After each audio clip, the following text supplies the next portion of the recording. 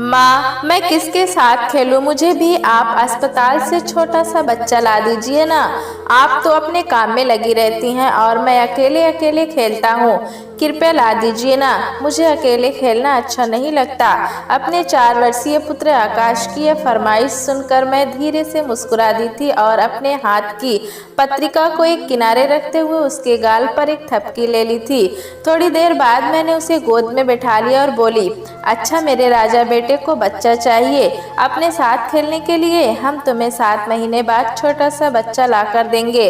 अब तो खुश हो ना? आकाश ने खुश होकर मेरे दोनों गालों के तड़ातड़ कई चुंबन ले डाले। वह संतुष्ट होकर गोद से उतरकर पुनः अपनी कार से खेलने लगा। शीघ्र ही उसने एक नया प्रश्न मेरी ओर उछाल दिया, माँ, जो बच्चा आप अस्पताल से लाएंगी वो मेरी तरह लड़का होगा या आपकी तरह लड़की? मैंने हंसते हुए जवाब दिया, बेटे ये तो मैं नहीं जानती, जो डॉक्टर देंगे हम ले लेंगे, पर तुमसे एक बात अवश्य कहनी है कि वो लड़का हो या लड़की, तुम उसे खूब प्यार करोगे, उसे मारोगे तो नहीं ना? नहीं माँ, मैं उसे बहुत प्यार करूँगा। आकाश पूर्ण रूप से संतुष्ट होकर खेल में जुट गया, पर मेरे मन में विचारों का बवंडर उठने लगा था। वैसे भी उन दिनों दिमाग पर वक्त कुछ न कुछ सोचता ही रहता था, ऊपर से तबीयत भी ठीक नहीं रहती थी। आकाश ऑपरेशन से हुआ था, अतः डॉक्टर और भी सावधानी बरतने को कह रहे थे। माँ को मैंने पत्र लिख दिया था, क्योंकि इंग्लैंड में भला मेरी देखभाल करने वाला कौन था? पति के सभी मित्रों की पत्नियां नौकरी और व्यापार में व्यस्त थीं। घबराकर मैंने माँ को अपनी स्थिति से अवगत करा दिया था। माँ का पत्र आया था कि वो 2 माह बाद आ जाएंगी। तब कहीं जाकर मैं संतुष्ट हुई थी। उस दिन शाम को जब मेरे पति ऐश्वर्य घर आए तो आकाश दौड़कर उनकी गोद में चढ़ गया और बोला, पिताजी पिताजी, माँ मेरे लिए एक छोटा सा बच्चा लाएंगी, मजा आएगा ना? ऐश्वर्य हंसते हुए कहा, हाँ हाँ, तुम उसे खूब खेलना, पर देखो लड़ाई मत करना। आकाश सिर हिलाते हुए नीचे उतर गया था। मैंने चाय मेज पर लगा दी थी। ऐश्वर्य ने पूछा, कैसी तबीयत है सर्वदा? मैंने कहा, सारा दिन सुस्ती छाई रहती है, कुछ खा भी नहीं पाती हूँ ठीक से, उल्टी हो जाती है, ऐसा लगता है कि किसी तरह 7 माह बीत जाए तो मुझे नया जन्म मिले। ऐश्वर्य बोले, देखो सर्वदा, तुम 7 माह की चिंता ना करके बस डॉक्टर के बताए निर्देशों का पालन करती जाओ। डॉक्टर ने कहा है कि तीसरा माह खत्म होते होते उल्टियां कम होने लगेंगी, पर कोई दवा वगैरह मत खाना। 2 माह के पश्चात भारत से मेरी माँ आ गई थी। उस समय मुझे 5वां माह लगा ही था। माँ को देखकर लगा था जैसे मुझे सभी शारीरिक व मानसिक तकलीफों से छुटकारा मिलने जा रहा हो। आकाश ने दौड़कर नानी जी की उंगली पकड़ ली थी व ऐश्वर्य ने उनके सामान की ट्रॉली। मैं खूब खुश रहती थी, माँ से खूब बतियाती, मेरी उल्टियाँ भी बंद हो चली थी। मेरे मन की सारी उलझनें माँ के आ जाने मात्र से ही मिट गई थी। मैं हर माह जांच हेतु क्लिनिक भी जाती थी। इस प्रकार देखते देखते समय गुजरता चला गया। मैंने इंग्लैंड के कुशल डॉक्टरों के निर्देशन व सहयोग से एक बच्ची को जन्म दिया और सबसे खुशी की बात तो ये थी कि इस बार ऑपरेशन की आवश्यकता नहीं पड़ी थी। बच्ची का नाम माँ ने अभिलाषा रखा। वह बहुत खुश दिखाई दे रही थी, क्योंकि उनकी कोई नातिन अभी तक ना थी। मेरी बहन के 2 पुत्र थे, अतः माँ का उल्लास देखने योग्य था। छोटी सी गुड़िया को नर्स ने सफ़ेद गाउन, मोजे व टोपा दस्ताने पहना दिए थे। तभी आकाश ने कहा, माँ मैं बच्ची को गोद में ले लूं? मैंने आकाश को पलंग पर बैठा दिया व बच्ची को उसकी गोद में लेटा दिया। आकाश के चेहरे के भाव देखने लायक थे। उसे तो मानो जमाने भर की खुशियाँ मिल गई थी। खुशी उसके चेहरे से छलकी जा रही थी। यही हाल ऐश्वर्य का भी था। तभी नर्स ने आकर बतलाया कि मिलने का समय समाप्त हो चुका है।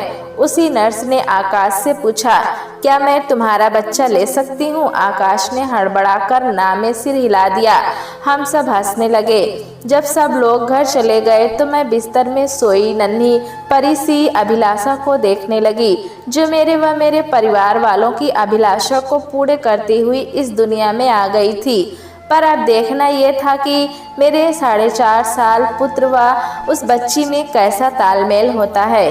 5 दिन बाद जब मैं घर आई तो आकाश बड़ा खुश हुआ कि उसकी छोटी सी बहन अब सदा के लिए उसके पास आ गई है। बच्ची 2 माह की हुई तो माँ भारत वापस चली गई। उनके जाने से घर बिल्कुल सूना हो गया था। इन देशों में बिना नौकरों के इतने काम करने पड़ते हैं कि मैं बच्ची व घर के कार्यों में मशीन की भांति जुटी रहती थी। देखते देखते अभिलाषा 8 माह की हो गई। अब तक तो आकाश उस पर अपना प्यार लुटाता रहता था, पर असली समस्या तब उत्पन्न हुई जब अभिलाषा ने घुटनों के बल रेंगना आरंभ किया। अब वो आकाश के खिलौनों तक आराम से पहुंच जाती थी। अपने रंगीन व आकर्षक खिलौनों व झुंझुनों को छोड़कर उसने भैया की एक कार को हाथ से पकड़ा ही था कि आकाश ने झपट कर उससे कार छीन ली, जिससे अभिलाषा के हाथ में खरोंचें आ गई। उस समय मैं वहीं बैठी बुनाई कर रही थी। मुझे क्रोध तो बहुत आया, पर खुद पर किसी तरह नियंत्रण किया। बाल मनोविज्ञान को ध्यान में रखते हुए मैंने आकाश को प्यार से समझाने की कोशिश की। बेटे, अपनी छोटी बहन से इस तरह कोई चीज नहीं छीना करते। देखो, इसके हाथ में चोट लग गई। तुम इसके बड़े भाई हो ना, ये तुम्हारी चीजों से क्यों नहीं खेल सकती? तुम इसे प्यार करोगे तो ये भी तुम्हें प्यार करेगी। मेरे समझाने का प्रत्यक्ष असर थोड़ा ही दिखाई दिया और ऐसा प्रतीत हुआ जैसे 5.25 वर्षीय यह बालक खुद के अधिकार क्षेत्र में किसी और के प्रवेश की बात को हृदय से स्वीकार नहीं कर पा रहा है। मैं चुपचाप रसोई में चली गई। थोड़ी देर बाद जब मैं रसोई से बाहर आई तो देखा कि आकाश अभिलाषा को खा जाने वाली नजरों से घूर रहा था। शाम को ऐश्वर्य घर आए तो आकाश उनकी ओर जोर की भांति दौड़ा। वो उसे उठाना ही चाहते थे कि तभी घुटनों के बल रेंगती अभिलाषा ने अपने हाथ आगे बढ़ा दिए। ऐश्वर्य चाहते हुए भी खुद को रोक ना सके और आकाश के सिर पर हाथ फेरते हुए अभिलाषा को उन्होंने गोद में उठा लिया। मैं ये सब देखती रही, अतः झट आकाश को गोद में उठाकर पप्पी लेते हुए बोली, राजा बेटा मेरी गोद में आ जाएगा, है ना बेटे? तब मैंने आकाश की नज़रों में निरीहता की भावना को मिटते हुए अनुभव किया। तभी भारत में से माँ का व भैया का पत्र आया, जिसमें हम दोनों पति पत्नी को वह विशेष हिदायत दी गई थी कि छोटी बच्ची को प्यार करते समय आकाश की उपेक्षा न होने पाए, वरना बचपन से ही उसके मन में अभिलाषा के प्रति देश भाव पनप सकता है। इस बात को तो मैं पहले ही ध्यान में रखती थी और इस पत्र के पश्चात और भी चौकन्नी हो गई थी। मेरे सामने तो आकाश का व्यवहार सामान्य रहता था, पर जब मैं किसी काम में लगी होती थी और छिपकर उसके व्यवहार का अवलोकन करती थी, ऐसा करते हुए मैंने पाया कि हमारे समक्ष तो वो खुद को नियंत्रित रखता था, पर हमारी अनुपस्थिति में वो अभिलाषा को छेड़ता रहता था और कभी कभी उसे धक्का भी दे देता था। मैं समय समय पर आकाश का मार्गदर्शन करती रहती थी, पर उसका प्रभाव उसके नन्हे से मस्तिष्क पर थोड़ी ही देर के लिए पड़ता था। बाल मनोविज्ञान की यह धारणा की विपरीत लिंग के प्रति आकर्षक न केवल युवा अवस्था में अपितु बचपन में भी होता है। अर्थात पुत्री पिता को अधिकतर प्यारी होती है, वह पुत्र माता से अधिक जुड़ा होता है। मेरे घर में वास्तव में सही सिद्ध हो रही थी। एक दिन कार्यालय से लौटते समय ऐश्वर्य एक सुंदर सी गुड़िया लेते आए। अभिलाषा 10 माह की हो चुकी थी। गुड़िया देखकर वह ऐश्वर्य की ओर लपकी। मैंने फुसफुसाते हुए ऐश्वर्य से पूछा, आकाश के लिए कुछ नहीं लाए? उनके ना कहने पर मैंने चुप हो गई, पर मैंने आकाश की आंखों में उपजे देशभाव व पिता के प्रति क्रोध की चिंगारी स्पष्ट अनुभव कर ली थी। मैंने धीरे से उसका हाथ पकड़ा, रसोई की ओर ले जाते हुए उसे बताया, बेटे मैंने आज तुम्हारे मनपसंद बेसन के लड्डू बनाए हैं, खाओगे ना? आकाश बोला, नहीं माँ, मेरा जरा भी मन नहीं है। पहले एक बात बताइए, आप जब भी हमें बाजार ले जाती हैं तो मेरे व अभिलाषा दोनों के लिए खिलौने खरीदती हैं, पर पिताजी तो आज मेरे लिए कुछ भी नहीं लाए। ऐसा क्यों किया उन्होंने? क्या वो मुझे प्यार नहीं करते? जिस प्रश्न का मुझे डर था वही मेरे सामने था। मैंने उसे पुचकारते हुए कहा, नहीं बेटा, पिताजी तो तुम्हें बहुत प्यार करते हैं। उनके कार्यालय से आते समय बीच रास्ते में एक ऐसी दुकान पड़ती है जहां केवल गुड़िया ही बिकती है, इसीलिए उन्होंने एक गुड़िया खरीद ली। अब तुम्हारे लिए तो गुड़िया खरीदना बेकार है, क्योंकि तुम तो कारों से खेलना पसंद करते हो। पिछले सप्ताह उन्होंने तुम्हें एक रोबोट भी तो लाकर दिया था ना, तब अभिलाषा तो नहीं रोई थी। जाओ पिताजी के पास जाकर उन्हें एक पप्पी दे दो, वो खुश हो जाएंगे। आकाश दौड़कर अपने पिताजी के पास चला गया।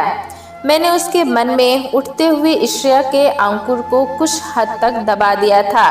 वो अपनी ड्राइंग की कॉपी में कोई चित्र बनाने में व्यस्त हो गया। कुछ दिन पहले ही उसने नर्सरी स्कूल जाना आरंभ किया था और वो इसके लिए अच्छा ही था। ऐश्वर्य को बाद में मैंने यह बात बतलाई तो उन्होंने भी अपनी गलती स्वीकार कर ली। इन दो छोटे छोटे बच्चों की छोटी छोटी लड़ाइयों को सुलझाते सुलझाते कभी कभी मैं खुद बड़ी अशांत हो जाती थी, क्योंकि हम उन दोनों को प्यार करते समय सदा ही एक संतुलन बनाए रखने की चेष्टा करते थे। अब तो 1 वर्षीय अभिलाषा भी देश भाव से अप्रभावित न रह सकी थी। आकाश को जरा भी प्यार करो कि वो चीख चीख कर रोने लगती थी। अपनी गुड़िया को तो वो आकाश को हाथ भी न लगाने देती थी और इसी प्रकार वह अपने सभी खिलौने पहचानती थी। उसे समझाना अभी संभव भी न था, अतः मैं आकाश को ही प्यार से समझा दिया करती थी। मैं मारने का अस्त्र प्रयोग नहीं लाना चाहती थी, क्योंकि मेरे विचार से इस अस्त्र का प्रयोग अधिक समय तक के लिए प्रभावी नहीं होता, जबकि प्यार से समझाने का प्रभाव अधिक समय तक रहता है। हम दोनों ही अपने प्यार व ममता की इस तुला को संतुलन की स्थिति में रखते थे। एक दिन आकाश की आंखों में कुछ चुभ गया। वो उसे मसल रहा था और आंख लाल हो चुकी थी। तभी वह मेरे पास आया। उसकी दोनों आंखों से आंसू बह रहे थे। मैंने एक साफ रुमाल से आकाश की आंख को साफ करते हुए कहा, बेटे, तुम्हारी एक आंख में कुछ चुभ रहा था, पर तुम्हारी दूसरी आंख से आंसू क्यों बह रहे हैं? वो मासूमियत से बोला, माँ, है ना अजीब बात, पता नहीं ऐसा क्यों हो रहा है। मैंने उसे प्यार से समझाते हुए कहा, देखो बेटे, जिस तरह तुम्हारी एक आंख को कोई तकलीफ होती है तो दूसरी आंख भी रोने लगती है, ठीक उसी प्रकार तुम और अभिलाषा मेरी व पिताजी की दोनों आंखों की तरह हो। अगर तुम दोनों में से एक को तकलीफ होती है तो दूसरे को तकलीफ होनी चाहिए। इसका मतलब ये हुआ कि अगर तुम्हारी बहन को कोई तकलीफ हो तो तुम्हें भी उसे अनुभव करना चाहिए, उसकी तकलीफ को समझना चाहिए।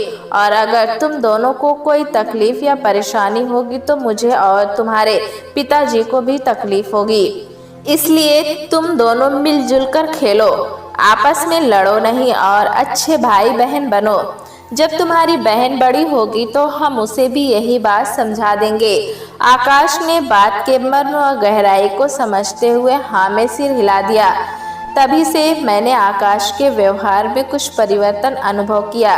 पिता का प्यार अब दोनों को बराबर मात्रा में मिल रहा था और मैं तो पहले से ही संतुलन की स्थिति बनाए रखती थी। तभी रक्षाबंधन का त्योहार आ गया। मैं एक भारतीय दुकान से राखी खरीद लाई। अभिलाषा ने आकाश को पहली बार राखी बांधी थी। राखी से एक दिन पूर्व आकाश ने मुझसे कहा, माँ, अभिलाषा मुझे राखी क्यों बांधेगी? मैंने उसे समझाया, बेटे, वह तुम्हारी कलाई पर राखी बांध कर ये कहना चाहती है कि तुम उसके अत्यंत प्यारे बड़े भाई हो और सदा उसका ध्यान रखोगे, उसकी रक्षा करोगे। अगर उसे कोई तकलीफ या परेशानी होगी तो तुम उसे उस तकलीफ से बचाओगे और हमेशा उसकी सहायता करोगे। आकाश आश्चर्य से मेरी बातें सुन रहा था। बोला, माँ, अगर राखी का ये मतलब है तो मैं आज से वादा करता हूँ कि मैं अभिलाषा को कभी नहीं मारूंगा, ना ही उसे कभी धक्का दूंगा। अपने खिलौनों से उसे खेलने भी दूंगा। जब वह बड़ी होकर स्कूल जाएगी और वहाँ पर उसे कोई बच्चा मारेगा तो मैं उसे बचाऊंगा। यह कहकर वो अपनी 1 वर्षीय छोटी बहन को गोद में उठाने की चेष्टा करने लगा। आकाश की बातें सुनकर मैं कुछ हल्का अनुभव कर रही थी। साथ ही ये भी सोच रही थी कि छोटे बच्चों के पालन पोषण में माता पिता को कितने धैर्य व समझदारी से काम लेना पड़ता है। आज इन बातों को 20 वर्ष हो चुके हैं। आकाश ब्रिटिश रेलवे में वैज्ञानिक है। वह अभिलाषा डॉक्टरी के अंतिम वर्ष में पढ़ रही है। ऐसा नहीं है कि अन्य भाई बहनों की भांति उनमें नोक झोंक या बहस नहीं होती। पर इसके साथ ही दोनों आपस में समझदार मित्रों की भांति व्यवहार करते हैं। दोनों के मध्य सामंजस्य, सद्भाव, स्नेह व सहयोग की भावनाओं को देखकर उनके बचपन की छोटी छोटी लड़ाइयाँ याद आती है तो मेरे होठों पर स्वतः मुस्कान आ जाती है। इसके साथ ही याद आती है अपने प्यार व ममता की वो तुला, जिसके दोनों पड़ों में संतुलन रखने का प्रयास हम पति पत्नी अपने आपसी मतभेद व वैचारिक विभिन्नताओं को एक ओर रखकर किया करते थे। दरवाजे की घंटी बजती है, मैं दरवाज़ा खोलती हूँ। सामने आकाश हाथ में एक खूबसूरत राखी लिए खड़ा है। मुस्कुराते हुए कहता है, माँ कल रक्षाबंधन है, अभिलाषा आज शाम तक आ जाएगी ना? हाँ बेटा, भला आज तक अभिलाषा कभी रक्षाबंधन का दिन भूली है? मैं हंसते हुए कहती हूँ। मैंने सोचा पता नहीं बेचारी को लंदन में राखी के लिए कहाँ कहाँ भटकना पड़ेगा, इसलिए मैं राखी लेता आया। आपने मिठाई वगैरह बना ली है ना? आकाश ने कहा। मैंने हाँ में सिर हिला दिया और मुस्कुराते हुए पति की ओर देखा, जो खुद भी मुस्कुरा रहे थे। दोस्तों, कहानी कैसी लगी हमें कमेंट में ज़रूर बताएं। चैनल पे नए हैं तो एक लाइक और सब्सक्राइब करना ना भूलें।